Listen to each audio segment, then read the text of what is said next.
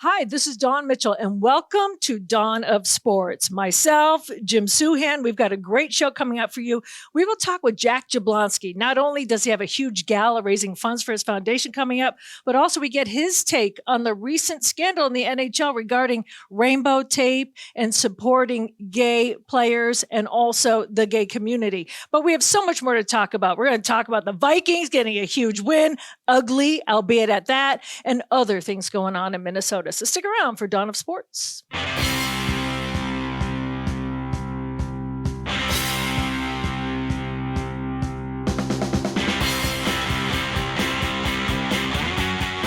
Dawn, we were in Chicago together, and it was such a typical Chicago experience.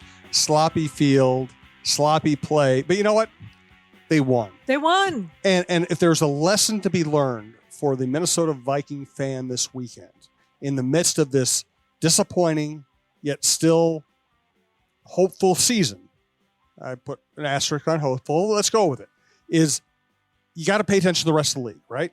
The Vikings didn't play well. They have a million problems, but they won on a day where the Eagles lost to the Jets, the 49ers lost to the Browns, the Bills almost should have lost at home to a terrible Giants team. Take the win and just run. And it's so typical to say any given Sunday. And Vikings fans, sometimes, you go down that rabbit hole of, all right, they're terrible, the season's over. But if you have to put the blinders on and be like, okay, division. What can they do here? I was in that game going, what are they doing? I was like, we started the season thinking the offense is going to be lights out. The defense is questionable. That defense, and at times still you're like wondering what's going on. And it wasn't such a break that Justin Fields went down either. I mean, the other guy came in. Everyone was like looking up, West Shepherd University? Where the heck is that? West Virginia? How do you pronounce his name? This is the funny part. He could run and he could throw. But this is what the players say. Cam Bynum says, we knew he was a runner. He's got the tattoos. That's my favorite quote Isn't that the of best? the year. And he was we serious. Knew he was a running quarterback because he had tattoos. He had tattoos. It's my favorite quote of the year. It's fantastic. My photographer, Aaron Kujar, after we were done interviewing Cam Bynum, went over to him and goes, hey, dude, really? Like, that's how you tell? And he said, he thought he would say, yeah, it was funny. He goes, no, that's how we tell. Like, dead serious. Like, yeah, he had tats. So we knew that he could be a runner. So it's fantastic. So the defense had it, they had it kind of harder. When a backup comes in because they haven't seen much tape, they don't know what he's going to do. But then when you have Jordan Hicks playing like he's 25 years old again, Byron Murphy Jr., he was like, I just had to get one. I was telling myself I had to get one. Then you have Danielle Hunter with 2 sacks, and I think he had everywhere. Like 5 combined tackles too, everywhere. Right? Just a beast. Danielle Hunter won the game.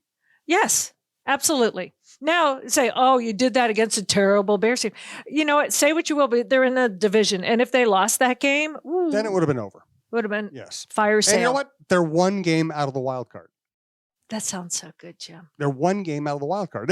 So listen, I'm with you. Like I wrote how bad the game was. I wrote how bad the roster is, but it's the NFL. You just stay in contention and wait and see what happens. You don't, and we'll talk about this later. You don't trade everybody. You don't give up on the season. And the offense doesn't look good without Justin Jefferson, but it was the first week without Jefferson. And the defense has been much better lately. It's much better than it was last year. And they don't sit around waiting to get beat like they did last year. And Jordan Addison, he's still a rookie, right? Yep. So he said, all right, we practiced that play in practice. I was a little slow on it. At least I wasn't slow on it for that. It was a beautiful touchdown. They just need more of them. I think when Alexander Madison has the most targets on your offense, I still think that's a problem. It is. Right? And I really think that Cam Akers needs to be the lead running back. If you watch replays of Madison, he's fumbled too much, he's dropped too many passes, and he doesn't follow his blockers. So he's got to run over like 3 people to make to actually be valuable. And I don't think he's capable of that. Cam Akers, I think he's a much smoother back. I think he follows his blocking better. He's got better hands. He's a smoother route runner. I think they're going to need to make that transition. And he's got power up the middle. Yep. My problem with Alex is also when he's catching out of the backfield, it's kind of like stop, look, catch, and it's over. Yep. And if he catches that screen pass against the Chiefs, they might have a chance to win that game. Right. You know? Right. He just made too many big mistakes. We're going to get more into the Vikings. We're going to talk Twins. We're going to talk Knicks and Timberwolves. Yes. We're going to talk about women's sports because we always do. Jack Jablonski is our guest today. We've had great guests: Mike Tirico, Jim Cott, Chad Greenway, Mark Rosen have been the guests so far. We're going to start bringing on a lot of women guests from the sports and media world. We're really looking forward to that. By the way, this is Dawn of Sports. She's Dawn Mitchell from Fox 9. I'm Jim Souhan from the Star Tribune. Brandon Morton is our producer. Thanks to our sponsors, All Energy Solar, allenergysolar.com, and Rudy Luther Toyota, who have been big supporters of women's sports throughout the history of TalkNorth.com. If you like the show, subscribe to your favorite podcast app. It's free. It's the easiest ways to listen. Also, go to TalkNorth.com. You'll find 2 Vikings shows, a bunch of hockey shows, John Krasinski on the Wolves, myself and John Krasinski on the Vikings, Jeff Diamond on the Vikings, John Millay on Preps, all kinds of outdoor content, variety content. We appreciate all your support. We really do. Keep listening. Subscribe to the shows you like. So let's get to it. Let's go to Take It From Us. Trade deadline is coming up for the Vikings, and I know that when they were 1-4, so many Vikings fans wanted them to trade Cousins, trade Danielle Hunter, give up on the season, throw it away, and hope for a high draft pick. They're not going to do it. Nope. It's just not going to happen. Kirk Cousins is not going to waive his trade clause. And Danielle Hunter is your best defender, and you probably need to sign him to an extension, not get rid of him. Absolutely. You could have taken the words out of my mouth any clearer. I almost giggled to myself because we all knew Kirk Cousins was going to come out and say, I'm not waiving my no trade clause. He doesn't waive on those things. He probably won't take a pay cut. He is who he is. He likes it here. He likes it here. His family is settled. He's got young kids. And players and teams, they don't think like fans do, and that's why they're professional athletes. They don't get the outside noise. They don't get that group think of emotion, like, okay, like, we're only not even to our bye week. So let's, methodically kind of plant it, and then we'll see where it goes. Gosh, we've both seen teams that have backed in 8-8 when there's always 16 teams. They back into the postseason, so they're not giving up until they're mathematically eliminated. So I get that. Danielle Hunter, foolish to even trade him. But some other guys, I'm telling you, once October 31st comes around, depending on where they sit, there might be. But I don't think any big splash is going to be made. I think the problem is anybody they would want to trade, other teams aren't going to want, and the teams that they could get value, the players they get value for, they're going to need. Right. Again, that's assuming they stay within reasonable mathematical distance of a playoff spot. And again, they're 1 game out right now. They could afford to, obviously they beat the 49ers. They're actually in pretty good shape. They lose the 49ers. They have a stretch of about 5 games that are all winnable with Jefferson coming back in a few weeks. Listen, I'm not saying it's a sure thing. I'm not even saying it's a likelihood. You play the season out. You play the season out because you don't know. You don't know if Jared Goff's going to get hurt next week, and the division's going to be sitting there for you. You just don't know. You don't know. And let me tell you, Kwesi said it, competitive rebuild, okay? He knew what it was, but he's not the one dropping passes. He's not the one delay a game. He's not the guy making a bonehead mistake or a penalty. That's different. The quality of talent, they hit on Addison. The quality of talent that they're bringing in, how they've assembled it, how B-Flow has got his defense going. It's pretty much what they dialed up at the beginning on the header of calling it a competitive rebuild. My only fault is they've got to do something with that offensive line. And it's kind of like, I just feel like I've been saying it for the 20 years that I've been here, and I'm not saying the guys that are there are horrible. I'm just saying you need guys that are going to step up and give a guy like Kirk Cousins more time. Kirk Cousins doesn't have tattoos. He's not running around the field, so he's an in the pocket guy. It's like he comes as advertised. And so sometimes that's the thing that boggles the mind, Also, this is an aside. This has nothing to do with talent. What I found to be funny is how they started talking about playing Creed in the locker room. Yeah. And it was Garrett Bradbury, and people are like, oh, he's contributing. Garrett Bradbury is is when I said, let's bring Creed in. Whatever works. Well, I would say, as I don't someone care. who loves music and is, a musician to a certain extent, I think You're offended by it? Well, I think it's brilliant. I think threatening the locker room, hey, if you don't start winning, we're going to play Creed every week. I think it's a great way to get them. I think when you are threatened with listening to Creed, I don't see them ever losing a game again. That reminds me of me in college when you knew someone was hungover. I mean, not that we drank underage. If someone was hungover, you knew someone was having it bad when one of our roommates was blaring the next morning, John Denver. Well, that'll do it. Oh, yep. Rocky Mountain High. You knew, someone's in a bad way. You don't want John Denver to play. And I think if they lose Monday night, they will up the ante and stop playing Creed and start playing Nickelback. Oh. Just don't play REO Speedwagon, please. I can't reach for a dial to change the channel fast enough. Here's what I'll say. Hot take. Here's what I'll say as someone who spent part of my formative years in St. Louis where REO Speedwagon was big. Before REO Speedwagon became schlocky, bad ballad, bad FM radio. Right. But back in their early years, they were just a pretty good bar band. And they actually did some decent stuff. It's as soon as they realized they could make more money by doing horrible ballads, that's when they became the REO Speedwagon that we both hate. It's like when Wham said, "Oh, come on, we made Duran Duran look like a real band." It's that kind of thing. But hey, if Creed works, I even somehow wove it into my story. Me too. To take it high. You did, as a matter of fact. Yes, that's an excellent story, by the way. Oh well, thank you. You're welcome. And you know what? Let's take it here. We're talking about trade deadlines. We're talking about Minnesota teams. Here's my rant for the week. Do it. I am sick of the national media, and that's ESPN on the East Coast. It's Fox parental media, the conglomerate out of New York. It's The Athletic out of New York. It's CBS. It's everybody. And Krasinski had talked about this on our show. Stop pretending Minnesota teams are your farm system. Right. Kirk Cousins doesn't exist to help the Jets win. Karl-Anthony Towns does not exist to help the Knicks win. The Twins are not a farm system for the Yankees. Stop it. There was a time in the 90s where the Twins were a farm system for the Yankees. It's not there anymore. You and I were going to talk about the fact that the Knicks, once again, are rumored to be interested in Karl-Anthony Towns. It doesn't matter. The Timberwolves are not trading Karl-Anthony Towns to you. Maybe, listen, if this year goes horribly, then maybe that happens. Right now, the Timberwolves think Karl-Anthony Towns is a really good player and he's going to win them a lot of games.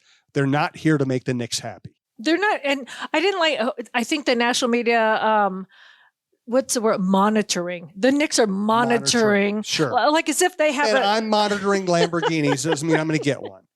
But the fact of the matter is, all right, the Timberwolves are going to have to figure out the money situation, right? When it comes to Cat, Ant, Rudy, right? But not this year. And I mean, it's not a bad thing if you have other supporting people that can take the place of Cat, but you need at least 2 or 3 guys that can do that. Cat is their best 3-point shooter. He's probably he's the most accomplished offensive player, although I think Anthony Edwards is passing him in terms of sheer dynamics. Mm-hmm. He is 6'11".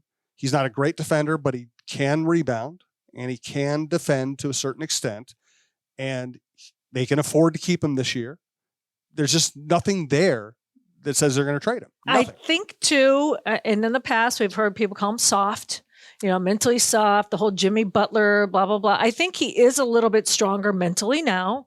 He's kind of turned a corner this past year, but also he has an Ant and a Rudy. He's not the biggest name on the team. He doesn't have to carry that weight anymore. And he's willing to play with those guys. Yes. He makes room for those guys, which I don't think it's mentioned enough in this market. I expect him to have a very good year. I expect the team to have a very good year. If those things don't happen a year from now, they will trade him or they'll move on from him in some way. But not now. They're going to give this a shot. I will tell you, I was reading some stories and it looked like, does he want to be traded? Because people were asking about, well, Tibbs, you had an issue. I don't, we're past that. Tibbs and both Tibbs and he were singing each other's praises, kind of like a bro club, right? And I'm like, is there some sort of backdoor deal that, I don't know the way I read it. But then again, you don't believe everything that you read. Nope. Sometimes that's just, if someone asks me, I'm not going to say to a publishing company or anything that I don't like someone. And it might be true that Tibbs wants him. It Yeah. might be true that the Knicks want him. They might be reading the national media and thinking, okay, maybe the Wolves will move on from him. There's no indication from the Wolves organization that they want to move on from him. Let's do one more local sports topic before we get to women's sports. Yes. I want to say this. The Twins, they go out in the ALDS. They finally win a playoff series. We had a session with Rocco and Falvey last week where we talked about, the future. I've talked to a bunch of Twins people behind the scenes. I think they're building something special there. I absolutely agree. But I think you go down swinging. You don't go down looking. Yeah. I was just saying, you go down swinging. But I absolutely agree. And I think it came, Jim, and maybe you disagree with me, I think it came together faster than they expected. I think this year was a surprise with how fast, but they knew Royce Lewis was going to be good, injuries aside, but especially losing Luisa Rise, seeing Pablo come in. But I'm also talking the chemistry, and people are like, okay, that's kind of a soft word, chemistry. No, when you see teams having fun, we even asked Glenn Perkins this. He goes, we didn't have the home run vests or anything like that when we played. He goes, that stuff's fun. And that brings a locker room together. So they came together as a team, but also their talents were starting to come along. I agree with you. And I think it is something that they're building for the future. So, and just how that wild card was, just the fans. And it was sad to hear, but it was truthful to hear some of these players saying, I've never experienced that. Well, and that's one thing I was totally going to get different to when I talk about building something special. I think the organization's in great position. They have excellent young talent. They have been aggressive in free agency lately. I think they're going to be really good for the next 3 to 5 years. But I was going to say that. Think about this. They go to the playoffs in 2017 for a 1-game playoff in New York, right? So no home playoff game. 2019, they won 101 games, but by the time they play a home game, they're down 0-2 to the Yankees in the playoffs, and everybody knows it's over. Yep. 2020, COVID year, Astros in an empty ballpark. Right. No fans. I don't think Rocco, Falvey, or this group of players had any idea that baseball Minnesota can be as good as it was in this playoffs because they had never seen the fan base react to them that way. Absolutely. And I think, what I want to see is the fan base remember how much fun that was, because this is going to be a good team next year. Mm-hmm. Don't wait for October. Exactly. Bring it in the regular season. Hanging on pitches, staying to the end of the game when it means something. You can get the target field for very little money, and you can walk around the concourse and watch from anywhere you want, and it can be a great atmosphere in the regular season. Hey, let me tell you, I came in here a little snobby, okay? I grew up with Fenway Park. Right. I worked in Chicago at Wrigley Field. So they're building Target. The Dome, I loved it because it was inside, right? I didn't care if there were rats running around. I'm like, hey, it's cold here. We had nicknames for the rats. They were nice. Yeah, they were nice. As long as they didn't bite you. Yeah. I'm like, so I didn't mind it. But when they were building this, I'm like, there's always that little in the back of my head. I will tell you, I have family that comes here, and it is me. And I have spent a lot of times in Fenway and Wrigley. I love Target Field. Target Field's great. And my family comes in, they go, can we go? We love it. Even if we just get the $5 ticket to walk around. There's just something about it. So, and then to hear it so loud. They've taken such great care of it. Yeah. And it's just fun. So, and it's not fun where there were a couple of years when I first got here and I was at the Dome and I went to one of the Twins game I bought a ticket, went as a fan, and people weren't paying attention to what was going on. They're like getting their food, walking in front of us. I'm like, oh my God, if you did that at Fenway, you actually might be injured. Yep. But here they wait to the pit. Like they just talk about you behind your back here. Yeah, right. That's right. And boss would be like, hey, sit down or I'll remove you. I'm going to go home and put a Facebook post about you. But it was just so great. And I got to experience it. I've never before in my career had a chance to, in Minnesota, be at a game that mattered that way, wild card, and actually still have my off day because I haven't been in football season covering football when the Twins have gone this far. Right. So when my bosses said, no, those are your off days. And I'm like, I'm going to be part of that and to have the fans I know they're savvy because I deal with Minnesota fans all the time. I was a little ticked that the national media was like, oh, look how into it they are. Like as if Minnesotans don't know like the ins and outs of baseball. It's like they were hanging on every pitch and I loved it. So I am looking forward to to next year and beyond. Before we get to Jack, we're going to talk women's sports. We're going to do agree to disagree. We do want to thank All Energy Solar, allenergysolar.com. Also want to know that All Energy Solar panel installations are done right and made easy thanks to more than 14 years of experience in Minnesota and beyond. All Energy Solar is ready to take any solar project, home or business, from design to installation and everything in between. Find out more about going solar at allenergysolar.com, allenergysolar.com/coach. Also want to thank longtime sponsor of the network and women's sports, Rudy Luther Toyota. Ready for a women-forward car dealership? Rudy Luther Toyota empowers their many women on staff in sales, management, and service. Whether you are looking for a new Toyota or pre-owned vehicle, Rudy Luther Toyota has something for everyone. Every vehicle comes with a Luther Advantage. 10 cents off fuel and car wash discounts at holiday stations, Luther Advantage warranty, and 5-day return policy on pre-owned vehicles. Located just 5 minutes west of downtown Minneapolis, off 394 and General Mills Boulevard. And they're also hiring. Want to join the team but don't know where to start? Visit rudyluthertoyota.com today. All right, let's get to women's sports. I'm glad that the Liberty won Game 3 of the WNBA Finals. We're talking here on Tuesday. Maybe the series will be over by the time you hear this. But we're going to talk in general terms. I'm glad the Liberty won Game 3 because Making I love it a what series. the Aces are doing, but I don't want the perception to be that they're just going to run roughshod over everybody, every game, every year. I want there to be competitiveness. And now Chelsea Gray's hurt. Right. Kelsey Plum, who I find a very interesting figure, is going to probably take over as point guard for the Aces, at least in Game 4. And I tell you what, I kind of saw her develop because she was a pretty good WNBA player. And then she played on the gold medal winning 3-on-3 women's basketball team in Tokyo. Mm-hmm. And watching her up close, I realized what a tremendous athlete. These 3-on-3, you have to be in great shape. They never stop. Yeah. Oh, they don't. They keep going. Yeah. And she's strong. She's incredibly well conditioned. She can shoot it in anybody's face.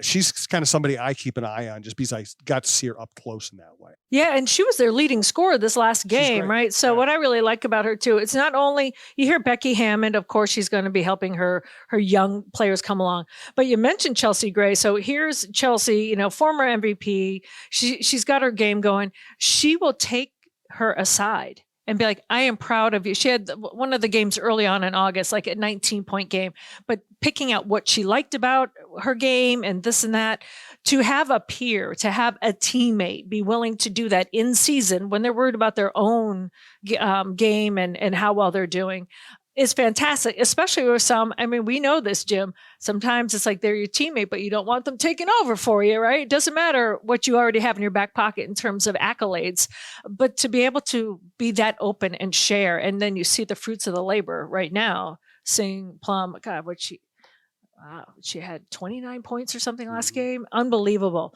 I'm a little nervous for Chelsea Gray. That foot injury, they're not really saying exactly what it is. Even when Ionescu on the other team is saying, oh, we're praying for her. When you see the other team is saying, we hope she gets better, it probably did not look good. No, I agree. A couple other things going on in women's sports. Nebraska had the incredible attendance at their volleyball game in a football stadium. It broke all attendance records. Now we're seeing Caitlin Clark in Iowa playing, again, setting attendance records. Caitlin Clark had a triple-double playing, At Kinnick, right? It was outside, yeah. And I'm really hoping that Gopher basketball under Dawn can get it going in that way. We also hope Gopher volleyball turns it around and they can do some things.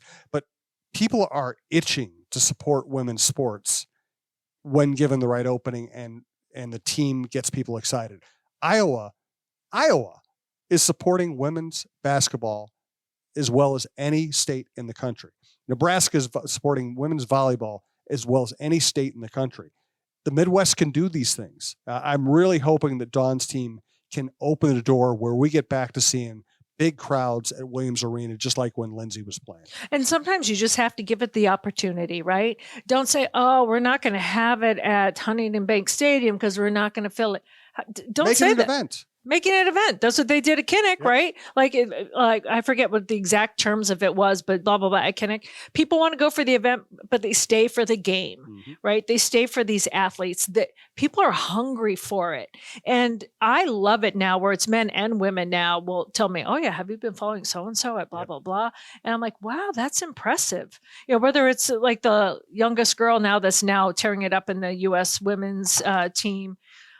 But when it comes to basketball here, we know how loud the Gophers fan base can be for Gopher women. It just has to get back there. Yep. And you can't just throw it away like, well, we don't know who's on the team. We don't. Well, then it's up to the school to promote it. They got Mara Braun on the team. And listen, Nia Holloway could be an excellent player as well. But Battle is a really nice player. And I think they're going to recruit really well. I think it's a tough conference. I'm not going to make any grand projections, but they're going to be interesting. They're going to be competitive. They're going to be interesting. And I wouldn't be shocked if they break through pretty quickly. Yeah. And we talked about this on earlier shows. The only thing that really ticks me off is that the women's team, some people here, not everyone, feel they've got to be championship status in order for it to be big. No. Just be competitive. That's right. Be like the games be meaningful. That's right. And have these women just kind of showcase their wares. I love the fact it's not only ESPNW or this and that. You need channels where you can focus on these women and have them talk and have women that aren't afraid to be spokespersons. Like Rachel Banham has really kind of now expanded her, whether it's social media or whatever. They're not afraid to go out there and just have fun and be themselves. And that's what people want to be like. I want to be like her. Lindsay Whalen started it here. I want to be like her. And in team sports, because we've seen the Lindsey Vonns of the world here. But I want to see the teams kind of be big again and have the fan base support them. And hopefully we can challenge all the Gopher fans to kind of do that. That would be a blast. All right, one more topic before we get to Jack Jablonski. Kind of an important and revealing interview we're going to do with him. Let's get to agree to disagree. Trevor May, former Twin, rips the A's owners as he retires after the A's miserable season. What did you make of that? And let me read. I screenshot it because I was so amused by it, and I thought it was hypocritical. Sell the team, dude. Sell it, man, he said. Quote, let someone who actually takes pride in the things they own something. They're actually people who give a S about the game. Let them do it. Take mommy and daddy's money somewhere else, dork. So this is what I have to say. Well, after I stopped laughing, right? I'm like, okay, this guy doesn't give a rip because he's retiring. But you have money in your pocket from this guy. I would say that he has money in his pocket because he was a pretty good Major League Baseball player, and Major League Baseball players get paid no matter who they play for. It's easy to rip someone out the door. That's what I'm saying. Have the nerve to rip before you announce your retirement. I think that's hypocritical. See, I agree with what Trevor May said. Right. It probably would carry more credibility if he'd done it during the season. Thank you. Okay, I agree with that. That's what I mean. It's hypocritical to say as you're leaving. Yeah. No, I agree with that. With money in your pocket. Bye, I'm retiring. Yeah. I'm like, okay. The other way to look at it is he's probably speaking for all the players on the team who don't feel like they can say that or they're going to get cut by this guy. Truth. Maybe. And I'll also say this. I like Trevor May. I think he's a really good guy. Too. I think he's a really good guy. And I'm kind of glad for him that he's a spot where he can retire. I'm guessing he saved his money. Yeah. Because there are people who play professional sports who never seem completely comfortable with being under the microscope. And Trevor handled it well. He was a nice guy. He was a good guy to interview. I enjoyed talking to him. Talking to Twins people about Trevor May over the years, I always got the sense he just didn't love being a public figure. Yeah. Yeah. He wanted to just play baseball. But when you asked him to talk, he was great. He was a very good guy. Yeah. And I liked him, but I also think that he probably wants a more private life. Did he ever call you a dork? Not to my face, but but if he had, I would have agreed with him. So it's not a problem. I mean, I'm pretty self-aware. I am a dork. I'm just reading, when I was reading the quote, it's like ... dork. I love it. I'm like, that's fantastic. I've got to listen to that. Oh, Trevor May, at least if he felt he had to say it, great. I just wish again. For me, I'm like, yeah, it's easier to say. It's almost like after the fight's over and okay, yeah, you dork, take that. I'm like, okay, whatever. Oh, all right. I promise that before I retire from Talk North, I'll call Brandon a dork to his face, just so it feels more genuine that way. Go out in a blaze of glory. Exactly. Yes. Drop that mic. Boom. Yes. All right. We're not going to drop the mic on Jack Jablonski. Don has a great conversation with him coming up here. Listen in. And if you get a chance to contribute in any way to Jack's foundation, please do. Thanks again to Brandon. Thanks again to allenergysolar.com and Rudy Luther Toyota. And now here's Don with Jack Jablonski. Well, joining us this week is a guest that we all love. I especially so for many, many years, Jack Jablonski. And if you're not familiar with his story, Jack, it's been since December 30th of 2011 since that fateful day. I know.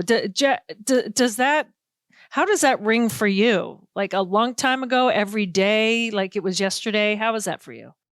Yeah, it's funny because it's both, it feels like it was yesterday in the aspect of, I feel like I'm still playing hockey. I feel like I'm still, 16 in some instances, but at the same time, there's been so much that's happened in the last, almost 12 years. And that's the hard part, because for me, it's like, I'm happy with what I've accomplished. I'm very proud of what I've accomplished, but at the same time, it's a reminder that it's been 12 years, and that's the weird part about it. I wanted to always ask you this question, since we know each other so well, Jim knows you so well, but for people that may be outside Minnesota that didn't know the story, how do you own it? Because especially where you've had to live it and you have to tell your story, whether you have a speaking engagement or whether it's fundraising for your foundation. How do you tell your own story?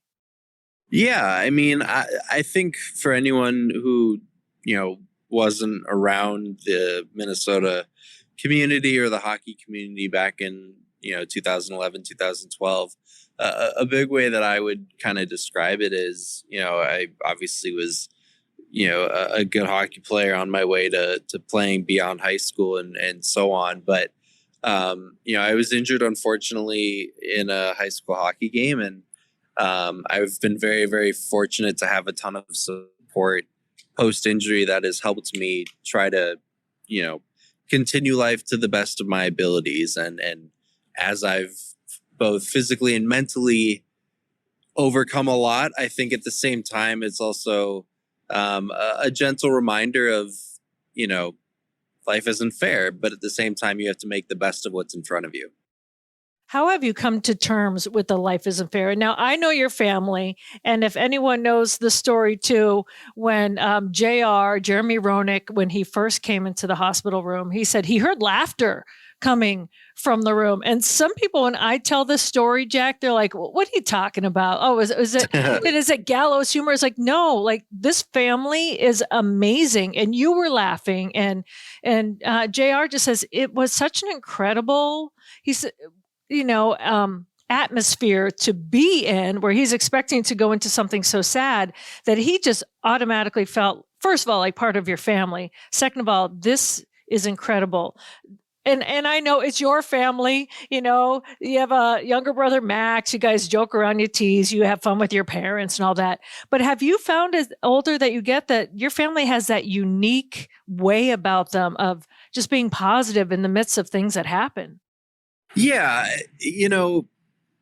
I think the way that I always looked at it is, whether it was through the influence of my parents and just, the way that I grew up, but it was, for me, when I was put into a situation where, I was bedbound and on my back and unable to move, any of my limbs early on in the injury, is there was two options, and it was to give up or to make the best of what's in front of you. And I go back to kind of that situation, and we had our ups and downs as a family and individually, and how we dealt with coping with reality. And none of us are innocent in the ways that we went about, doing that. And for us, in the times where we were fortunate to have people support us, like JR coming,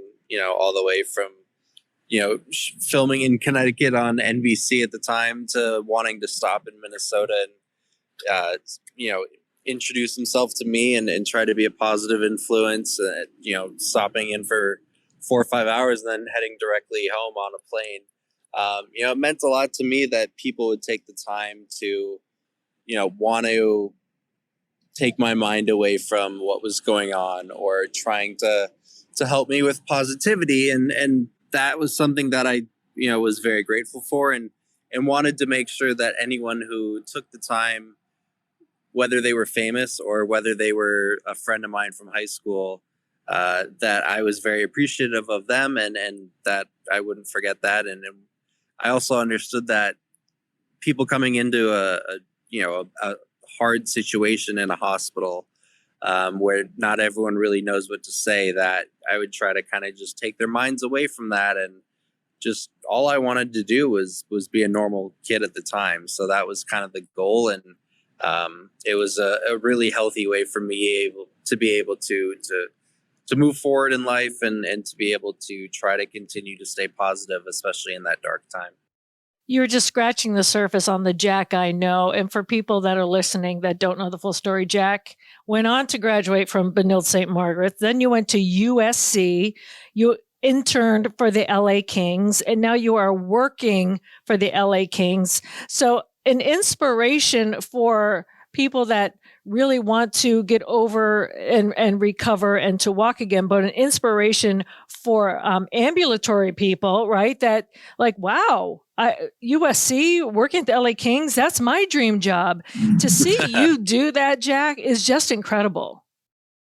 Yeah, well, I mean, I greatly appreciate that. And, I go back to being very fortunate to have opportunity and to be able to go back to school in high school after the injury and, have people that wanted to help. And I, was able to go to USC. I was fortunate to get accepted into it, such a prestigious school. And, at that point it was kind of, not necessarily taking advantage of opportunities, but making the most of it. And for me, it was, being able to go to California and to a place where I was much more comfortable and healthy in my body because of my inability to control my body temperature. It was a big focus to try to figure out what I wanted to do in life. And that wasn't just to sit in a wheelchair and collect Social Security money, because for me, that wasn't enough. I still wanted to a career and try to make an impact both world when it comes to spinal cord injury stuff. But at the same time, also in the hockey world or in the public speaking world and in areas like that. So no question, I've been, very fortunate to be able to work for the Kings and learn and still part of the game that I love. So to be where I am in life and be able to overcome what I have far. Jack, what I admire most in you is not the fact that you're following those dreams, but you're helping others. So when it comes to, first your foundation was called Believe in Miracles, and then you changed it to Believe, because it doesn't have to be a miracle to get someone with a spinal cord injury to make progress. And for many, many years, people didn't even know you were not even in any of these studies. You were not getting any of the benefits from it. You were helping other people. And now you finally are getting the benefits. You now have the use of your hand. You can feed yourself, drink water. To see these leaps and bounds from someone from the outside looking in terms of myself looking at you, the fact that I believe in karma too. You helped all of these other people before you helped yourself, and now you're helping yourself. That must have been a hard thing to go through when you're raising money, raising awareness, and helping others, and kind of waiting for your turn. Yeah, and when we created the Jack Jablonski Foundation and the Believe motto. It was something along the lines of knowing that, I had a voice at the time and obviously still do, and had the ability to try to make an impact, not only on myself as I moved forward, but on everyone else who was living with a spinal cord injury. Now, I always kind of go back to comparing myself to others with spinal cord injuries, and I've been very fortunate to have a lot of opportunity to chase my dreams, to be able to go back to school and to still have, my friends and stuff.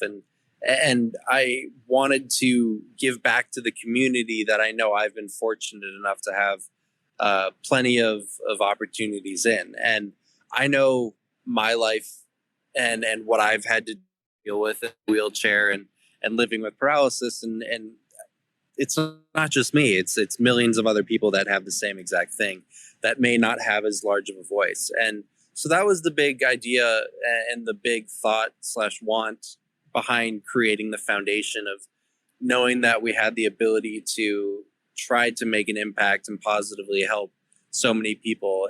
And for the foundation, as you mentioned, Don, regarding being able to raise money but not be a part of, said projects and trial studies, for one on the outside, it may seem hard, but for me, it was a matter of, I wasn't ready for it, or there are other people that can benefit, and by them benefiting, we can learn more. So it wasn't something that I, had a tough time going to sleep at night because I wasn't in the trial studies. But this past year, when I was able to get into one of the trial studies that our foundation was raising money for, it was the right one for me and the right time for me in my life to be able to chase that and try to improve my life. And thankfully, I was able to do that with an upper limb study through a company called SpineX, and through electric stimulation. I've been able to get stronger in my upper body and my core to be able to help, contain my upper body with balance. That has now allowed me to be able to get more hand movement, more control in my arms. And as you said, Don, be able to, feed myself more consistently. I'm not spilling all over and, needing help because, I'm dropping things left and right. So it's been great, obviously, physically being able to do more, but just as importantly, from the mental side of being able to see things improve and know that the hard work is paying off. I remember when you were thinking about, I'm feeling pain in my leg, right? And people are like, uh-oh, you're like, no, that's great. And then when you could grasp a glass, right? That look on your face, I said the mental toll it must take when you're working so hard physically and not seeing any improvement. And then when you finally do, how about that mental aspect and that joy that, oh my goodness, a breakthrough? Yeah, no question.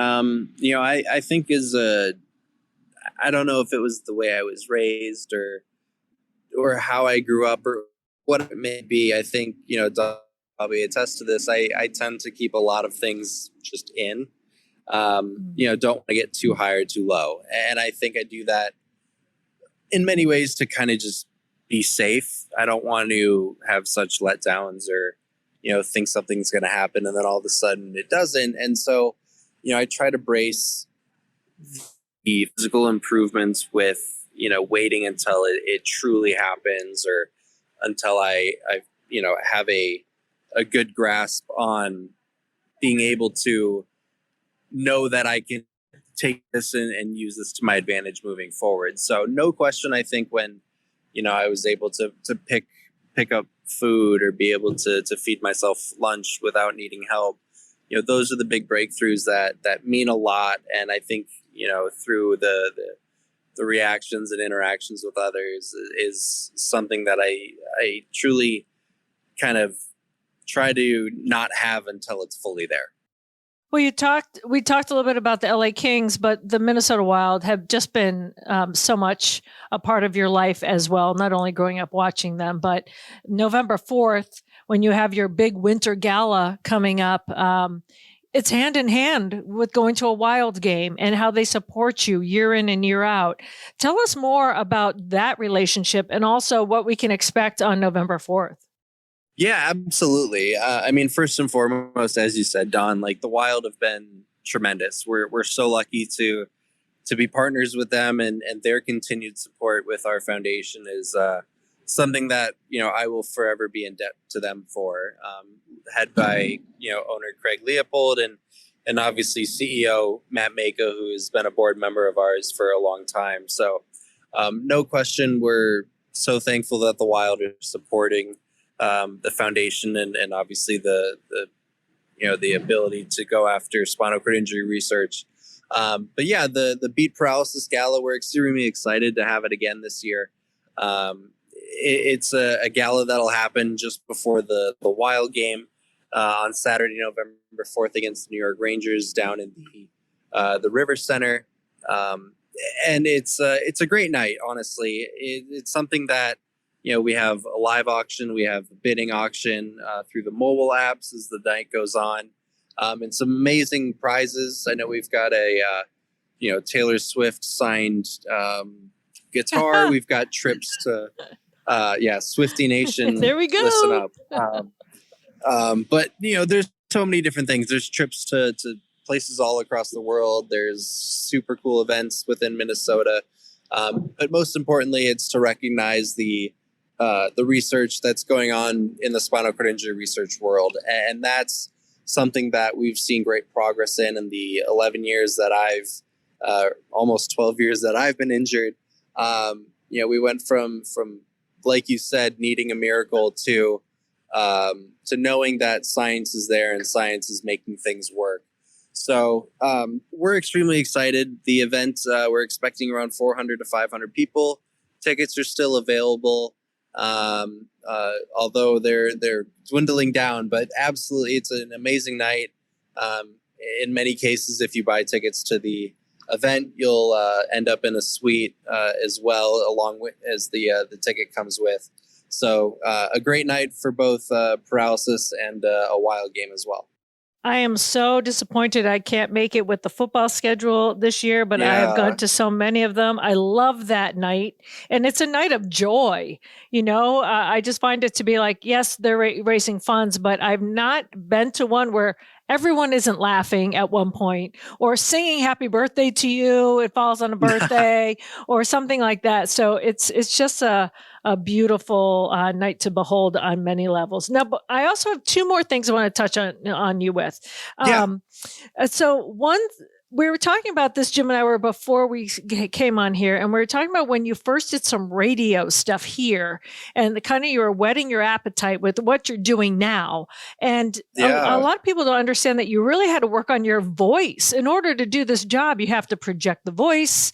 And so to be sitting and to work on your voice, I know you worked with a mutual friend of ours, Chris Goslin, on all of that, but just the physicality and the mental, how you had to wrap it around in order to do the job that you do now has been an impressive journey. How has that been for you? Yeah, there's really two things there, Dawn, that I think are very interesting. And the first one is getting into the media world of radio at the beginning and obviously content now, and interviewing people left and right or being the interviewer or interviewee. And for me, pre-injury, I wasn't a shy kid, but I was a little quieter in the friend groups, and it wasn't something that I had planned on doing in my career.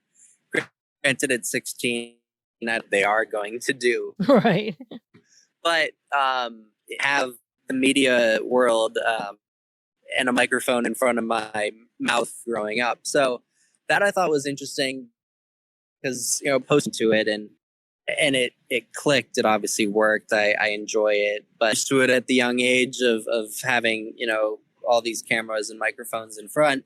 But then as you mentioned there, it was interesting because part of the injury, I had to re-strengthen my diaphragm. I had to build up the ability to talk and not have to catch my breath as quickly as other people or things that not many people realize. So for me, it was a matter of, I was doing occupational therapy where I was having to work on, blowing air in and out so that I could improve those little things. And that was, I think, something that not many people realize. And, like you mentioned, Don, it's affects me. I'm still working on my core, being able to hold my breath longer just because I don't have that ability. It's still something that I'm working on, projecting, fixing all those little jizz within someone when they're stuttering or trying to think of what they want to say. But at the same time, it's always right. Just the physicality of breathing in, breathing out.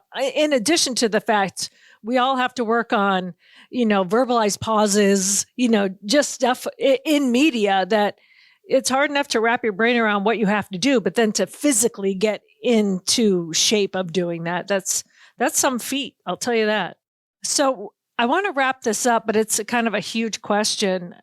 With the NHL not allowing rainbow tape and you so bravely coming out just recently, Jack, as being gay, it's got to tear your heart in half to see that direction and to live who you are. Yeah, it's seeing that announcement is a bummer. Obviously, the whole initiative of them taking away all nights of recognition, pride, cancer, everything. It's a bummer because I think when you look at what they are for, it's about inclusion. It's about, talking about it, making sure that people understand that this exists. Cancer exists. Being gay or being in the LGBTQ community and being in sports exists. Some more than others, of course, different sports, whatever it may be. To see that, the NHL essentially tried to avoid all conflict when it comes to them taking away the ability to support something that people believe in. And again, if I understand that not everyone may see it the same way as I do, or not everyone may support everything that we're doing initiatives for in the NHL. But you don't have to throw everything away because 1% of the people are uncomfortable with talking about it. Talking about things is the way that people get educated, that people understand other people's views on life or the way other people live. And to lose that in such a large scope, not only for the Pride Nights and taking away the tape, it's a huge step backwards, I think. And it's something that I think we have to look at again after, I guess, this whole year goes by, to try to figure out what the right answer is so that people who are uncomfortable or are not comfortable with said represented night can go about it in different ways. Well, I think that's another reason why you are placed where you are. Your voice matters, Jack. So I'm so proud of you. It's brave to be yourself. It's brave to find your voice, especially in a sport that isn't really supporting where you are in life. So first of all, kudos to you, but I truly believe you are where you are for a reason. So continue to use that voice. Yeah, I appreciate it, Dawn. It's interesting because obviously this isn't the life I planned by any means, but that's not the point. It's what you've got in front of you. It's, you look at the situation. And for me, I've been fortunate to be kind of given a voice that people at least hear, whether they listen to it or not. But, it's something that I take pride in being myself, who I am. I lived quite a while in a world where while I was myself, I wasn't totally there, and tried to conform to what I thought people wanted me to be. And, as I've grown up, matured, figured myself out in all sorts of ways, I think the biggest thing for me is just getting comfortable in my skin and being proud of who I am, what I represent, and what I believe in. Well, you're probably overhearing people call you an inspiration, but I consider you a friend. You're an inspiration. And I wish you the best of luck, especially November 4th, to raise huge money um, for trial studies, for ending spinal cord injuries, for everything that you do. I believe, and I believe in you. And I want to thank you for joining us today. Well, I appreciate the time. So thankful to be able to talk to you guys. And yeah, tickets are still available if you remain, but definitely something worth coming out to. At the very least, just to get educated on what spinal cord injuries are and where we're going and how we can continue to improve the lives of people with spinal cord injuries. And maybe you can walk away with some gifts and some auction items as well. But most importantly, I appreciate the time. All right. Well, shout out to you and your family. Thank you so much, Jack.